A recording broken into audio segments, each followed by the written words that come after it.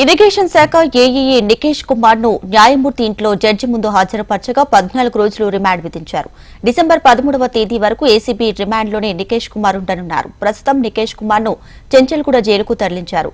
ఆదాయానికి మించి అక్రమ మార్గాల్లో ఆస్తులు కూడబెట్టడంతో అవినీతి కేసులో నికేష్ కుమార్ ను ఏసీబీ అధికారులు అరెస్ట్ చేసి కేసు నమోదు చేశారు. నికేష్ కుమార్ పై అవినీతి ఆరోపణల నేపథ్యంలో 19 ప్రాంతాల్లో ఏసీబీ ఆకస్మిక సోదాలు చేపట్టింది.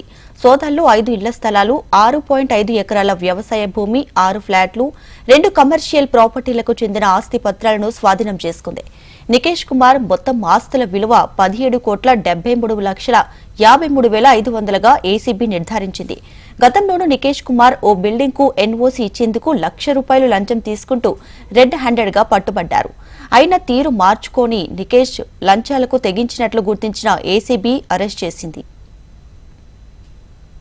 ఇదే విషయానికి సంబంధించి మరిన్ని డీటెయిల్స్ మా ప్రతినిధి అమర్ అందిస్తారు. అమర్, ఇంకా తెలంగాణలో ఏసీబీ అధికారులు అవినీతి అక్రమాలు చేసిన వారికి సంబంధించి ఒక డేటాను తీసుకుంది. ఈ డేటా ఆధారంగా ప్రస్తుతానికైతే అక్రమాలకు సంబంధించిన లిస్టుకు సంబంధించి ఆదాయం నుంచి అక్రమాస్తులు ఎవరు సంపాదించుకుంటారో వారిపైన ఏసీబీ పంజాబ్ విసురుతుందని చెప్పుకోవచ్చు.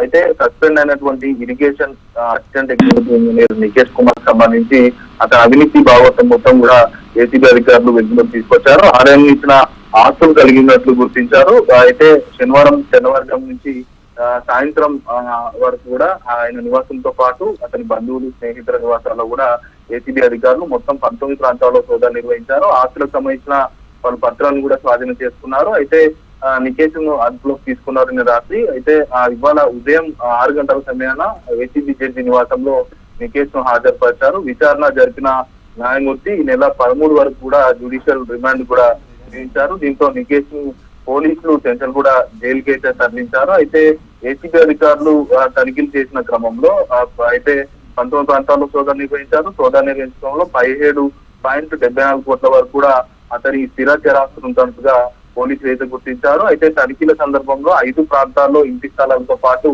6.5 ఎకరాల వ్యవసాయ భూమి, ఖరీదైన అపార్ట్మెంట్ లో 6 ఫ్లాట్లు, 2 వ్యాపార సముదాయాలకు సంబంధించి స్థలాలు ఉన్నట్లుగా నికేష్ కుమార్ పేరు మీదతో పాటు వాళ్ళ కుటుంబ సభ్యుల పేరు మీద ఉన్నట్టుగా ఏసీబీ అధికారులు గుర్తించారు. మొత్తం మార్కెట్ లో బహిరంగ విలువ 150 కోట్ల పైగా ఉంటుందని కూడా ఏసీబీ అధికారులు అయితే భావిస్తున్నారు. ప్రస్తుతానికి నికేష్ పేరిట ఉన్నటువంటి బంగారంతో పాటు బ్యాంకు లాకర్లకు సంబంధించి బ్యాంకులో ఉన్న నగదు నిల్వలకు సంబంధించి కూడా వైపు ఏసీబీ విచారణ అయితే కొనసాగుతుంది. అయితే దండిపేట, నార్సింగి ఏరియాలో ఉన్నటువంటి ఎఫ్టీఎల్ భూముల్లో నిర్మాణాలకు సంబంధించి భారీ ఎత్తున అక్రమాలకు పాల్పడ్డట్టుగా గుర్తించారు. దీని సందర్భంగా బఫర్ జోన్ లో అక్రమ నిర్మాణాలు కూడా పర్మిషన్ ఇచ్చినట్లుగా తెలుస్తుంది.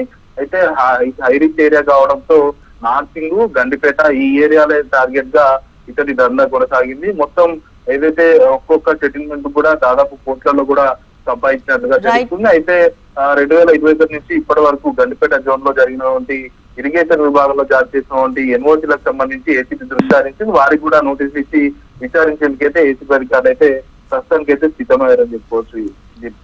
రైట్ అమ్మా, థ్యాంక్స్ ఫర్ ది అప్డేట్స్.